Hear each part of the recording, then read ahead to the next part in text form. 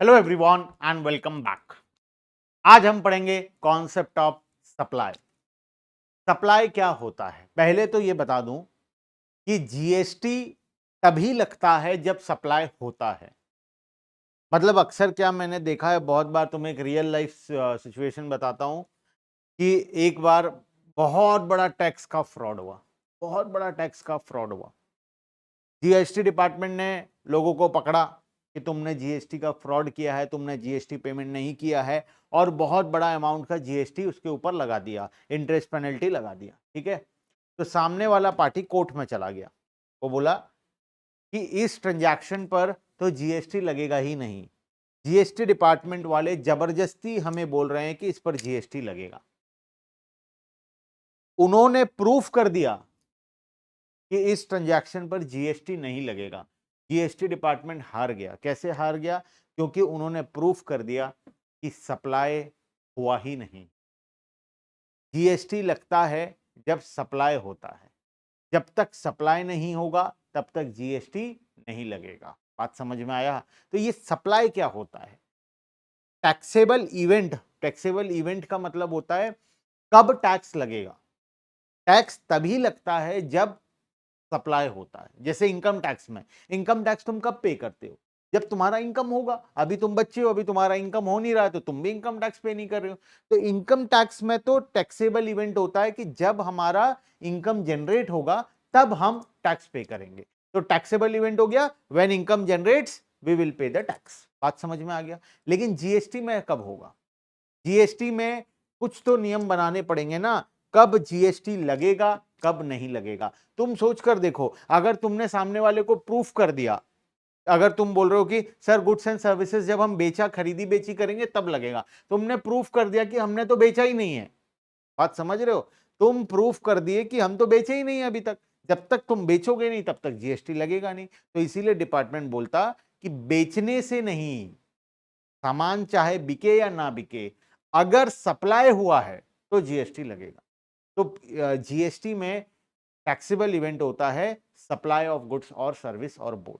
अगर गुड्स या सर्विस या दोनों का सप्लाई हुआ है तो जीएसटी लग जाएगा। थोड़ा सा दिमाग को खोलकर सोचो कि टैक्स एक्चुअल में क्या है। पता है, ये नियम कानून बहुत सिंपल होते।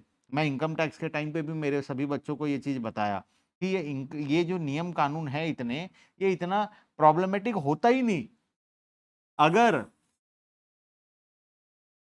धुंधु फुंदू टैक्स चोरी ना करते। अगर धुंधु फुंदू पूरा ईमानदार होते तो गवर्नमेंट को इतना नियम कानून बनाना ही नहीं पड़ता।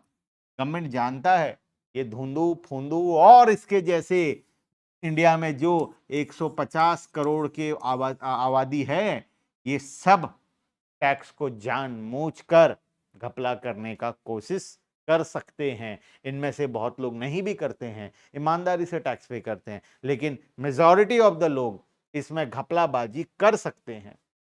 और जब ये लोग घपलाबाजी करने के लिए बैठे हैं, ये घपलाबाजी अगर ना करें तो गवर्नमेंट को इतना बड़ा बड़ा जीएसटी लॉ, इतना बड़ा बड़ा इनकम टैक्स लॉ बनाना ही ना पड़े। गवर्नमेंट क्या बोल दे, चुपचाप से अपना टैक्स दे देना भाई, अगर सप्लाई होगा तो 18% जीएसटी हमें दे देना, बात खत्म। 2 पेज का टोटल जीएसटी का लॉ होगा। जीएसटी का लॉ मतलब लाखों पेजेस के अंदर में चला जाता है। इतना कुछ उसके अंदर है। समझ रहे हो? तुम तो सिलेबस में 100-200 पेज पढ़ोगे टोटल, मतलब वो 1% ऑफ द जीएसटी लॉ भी नहीं है।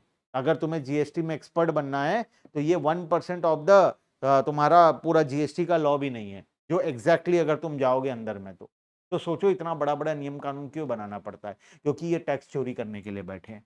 अगर ये टैक्स चोरी ना करते, अगर इनका इंटेंशन ना होता टैक्स चोरी करने का, तो इतना कुछ नियम कानून बनाना ही नहीं पड़ता। इसीलिए गवर्नमेंट क्या बोला कि जीएसटी कब लगेगा? जब सप्लाई होगा। जब तक सप्लाई नहीं होगा तब तक जीएसटी नहीं लगेगा। तो इन्होंने प्रूफ कर दिया कि सप्लाई तो हुआ ही नहीं है, तो जीएसटी तो लग ही नहीं सकता। तो अगर तुम्हें भी ऐसा प्रूफ करना है सप्लाई हुआ है या नहीं हुआ है, तो आओ पढ़ते हैं पहले मेरे साथ साथ कि सप्लाई एक्चुअल में होता क्या है। टैक्सेबल इवेंट जीएसटी में क्या होता है, हम सप्लाई कब बोलते हैं सप्लाई होगा, या टैक्स कब लगता है। ठीक है, तो वो सारी चीजों को हमें समझना पड़ेगा। आ जाओ शुरू करते हैं। Taxable event in GST. Taxable event कब होता है? जब सप्लाई होता है। ठीक है, सप्लाई ऑफ गुड्स हो, सप्लाई ऑफ सर्विस हो, चाहे supply of goods and service both हो। ठीक है, आ जाओ। The definition of GST clearly state that GST is levied on supply. जब सप्लाई होगा तो जीएसटी लगेगा, ऑफ गुड्स और सर्विस और बोथ, ये और है। तो the main event which makes a transaction liable to GST is supply and not sale. Supply पर जीएसटी लगेगा, सेल पर लगेगा या नहीं लगेगा वो अलग बात है। सप्लाई अगर हुआ है, भले सेल ना हो, भले सिर्फ सप्लाई हुआ है, तो जीएसटी लग जाएगा। अगर तुम अपने दोस्त को कोई सामान दे रहे हो, लोगों ने क्या क्या प्रूफ नहीं किया पहले ना, जीएसटी गवर्नमेंट सोचा था सेल के ऊपर बनाएंगे, लेकिन एक्सपर्ट्स ने क्या बताया पता है? कि अगर सेल के ऊपर जीएसटी लगा दोगे तो लोग अपने बुक्स ऑफ अकाउंट्स में ऐसा दिखाएंगे कि हमने कस्टमर को सामान बेचा नहीं है, हमने कस्टमर को सामान दिया है, हमने बेचा ही नहीं है। ठीक है, बात समझ रहे हो? तो इस तरीके से लोग शो ऑफ करेंगे, तो उस पर जीएसटी नहीं लगेगा। इसीलिए रूल बनाया गया, GST is levied on supply. ठीक है, like in the previous system of VAT and CST, और manufacturing like in the previous system of excise. In other word the taxable event in GST is supply.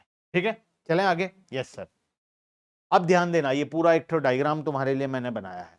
Taxable event in GST कब होता है? जब supply of goods and service और both होता है, goods और service और both. Taxable event is the event on the happening of which a tax is levied. It is that event which on its occurrence creates or attracts the liability to tax. अगर supply होगा immediately क्या लग जाएगा? GST tax लग जाएगा। ठीक है, on happening of a taxable event tax is levied और liability to pay tax arise, hence tax becomes payable. When does the liability to pay arise? कब होता है? जब टैक्सेबल इवेंट होगा। टैक्सेबल इवेंट का मतलब जब सप्लाई होगा। When the tax levied under GST कब लगाया जाता है? On happening of supply। ठीक है, यस सर। आगे चलते हैं। How to determine nature of transaction. अब ट्रांजैक्शन बहुत प्रकार से होता है। ठीक है, ध्यान से सुनना मेरे साथ साथ, बहुत इंटरेस्टिंग है।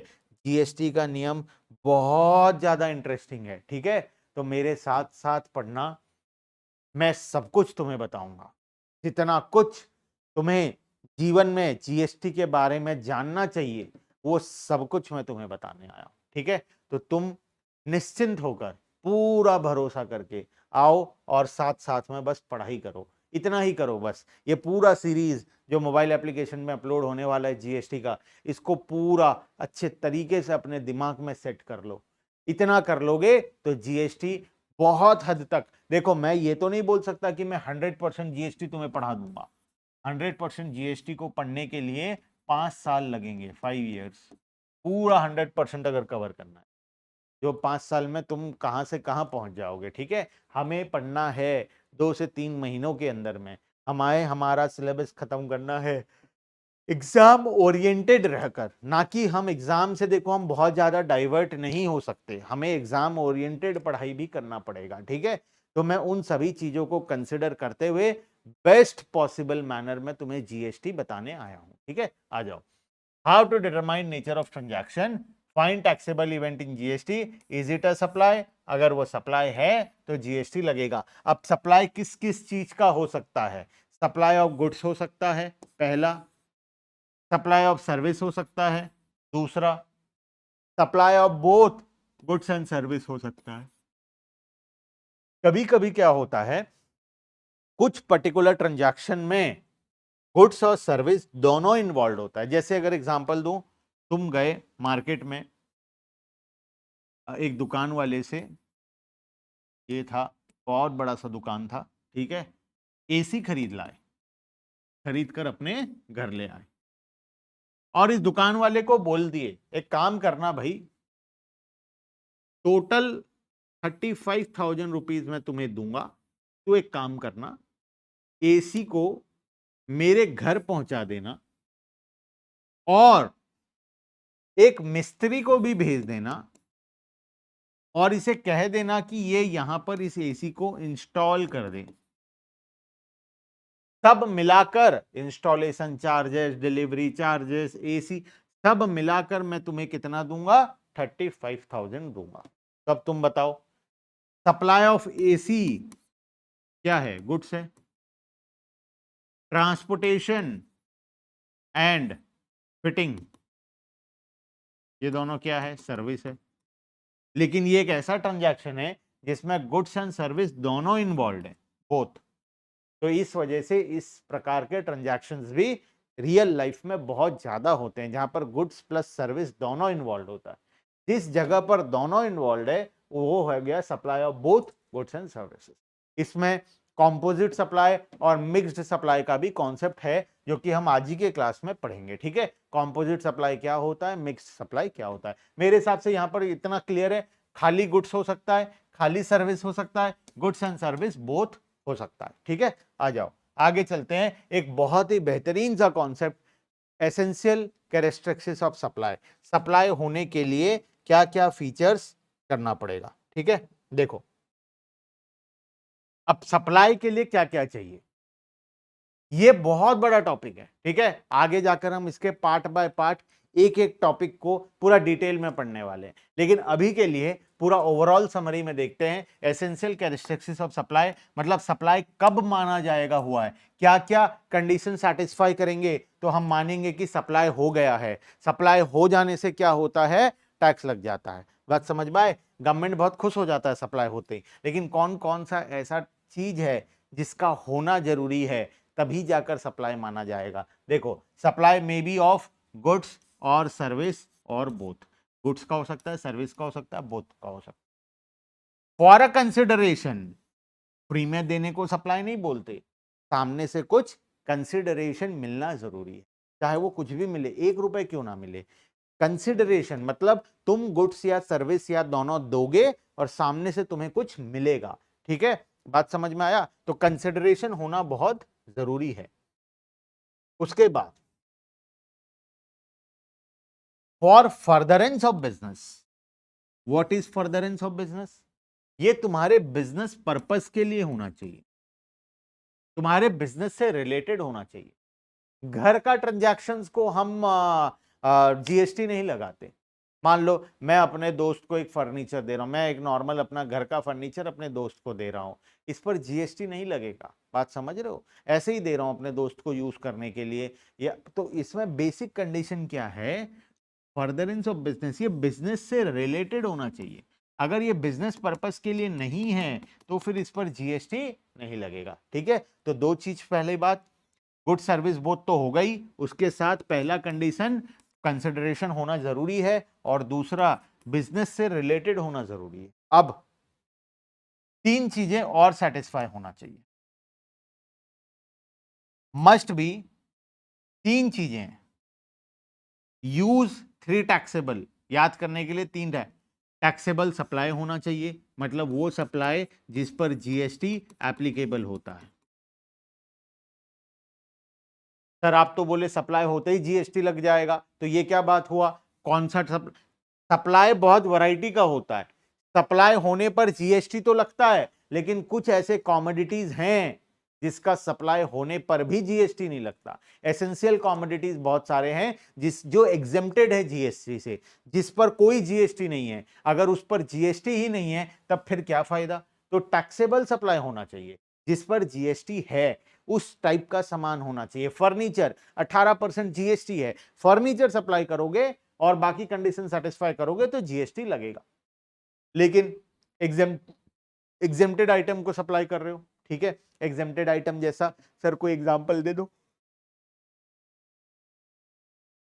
जिस पर कोई जीएसटी नहीं है, ऐसा कोई एग्जांपल दे दो। नमक, नमक पर कोई जीएसटी नहीं है, ठीक है, सॉल्ट नो जीएसटी। और ऐसे बहुत सारी चीजें हैं जिस पर जीएसटी नहीं लगता है, एग्जेम्प्टेड। वेजिटेबल्स, वेजिटेबल्स पर कोई जीएसटी नहीं है, तुम वेजिटेबल सप्लाई करने का काम कर रहे हो, कोई जीएसटी नहीं है, ठीक है। तो टैक्सेबल सप्लाई होना चाहिए, मतलब जिसके जिस कॉमोडिटी के ऊपर, जिस सर्विस के ऊपर, या जिस दोनों गुड्स एंड सर्विस दोनों के ऊपर जीएसटी एप्लीकेबल है, वो आइटम होना चाहिए। ठीक है, टैक्सेबल टेरिटरी में होना चाहिए, मतलब इंडिया में होना चाहिए, टैक्सेबल टेरिटरी में होना चाहिए। इंडिया जीएसटी के लिए इंडिया टैक्सेबल टेरिटरी है, तो ट्रांजैक्शन इंडिया में होना चाहिए, टैक्सेबल टेरिटरी के अंदर होना चाहिए, ठीक है। उसके बाद मेड बाय टैक्सेबल पर्सन, कौन करेगा? एक टैक्सेबल पर्सन करेगा, एक वो आदमी जो जीएसटी पर रजिस्टर्ड नहीं है, जो टैक्सेबल पर्सन ही नहीं है, अगर वो ट्रांजैक्शन करेगा तो क्या जीएसटी लगेगा? Obviously not. मान लो मैं एक बिजनेस वाला हूं, छोटा बिजनेस वाला हूं, मैं तुम्हें बताया भी था कि मिनिमम लिमिट क्या होता है, 40 लाख रुपीस। 40 लाख से जब ट्रांजैक्शन ज्यादा होता है तब हमें जीएसटी रजिस्ट्रेशन लेना पड़ता है, लेकिन मेरा ट्रांजैक्शन सिर्फ 10 लाख है साल का, तो मैंने जीएसटी रजिस्ट्रेशन नहीं लिया है, तो मैं एक टैक्सेबल पर्सन नहीं हूं, तो मैं जीएसटी चार्ज नहीं करूंगा। तो टैक्सेबल पर्सन के द्वारा होना चाहिए।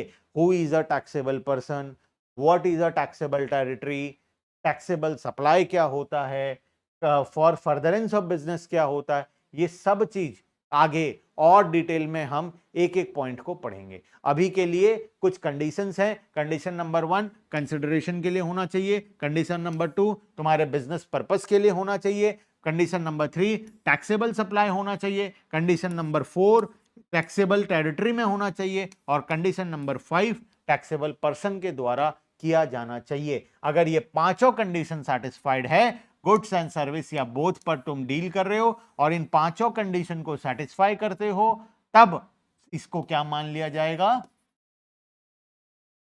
सप्लाई मान लिया जाएगा, और इस पर क्या लगा दिया जाएगा? इस पर जीएसटी लगा दिया जाएगा। बात समझ में आ गया? बोलो हाँ, जोर से बोलो हाँ। ठीक है सर, आप सुनेंगे कैसे? मुझे सब सुनाई देता है। तुम घर में जब पढ़ते पढ़ते हाँ बोलते हो ना, मुझे अपने घर में सुनाई देता है। तो जोर से बोलो हाँ। क्या 5 कंडीशंस हैं?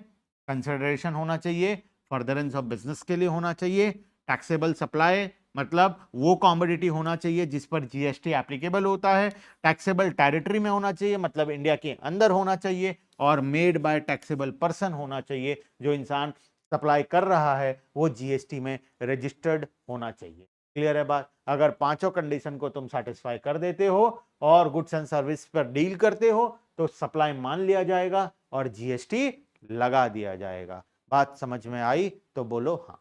ठीक है, चलो। तो मेरे हिसाब से आज के लिए कॉन्सेप्ट तुम्हारा क्लियर है कि सप्लाई क्या होता है, जीएसटी कब लगाया जाता है, जब टैक्सेबल इवेंट होता है। What is taxable event? Supply of goods. जब सप्लाई होगा तो उसे हम लोग जीएसटी लगाएंगे।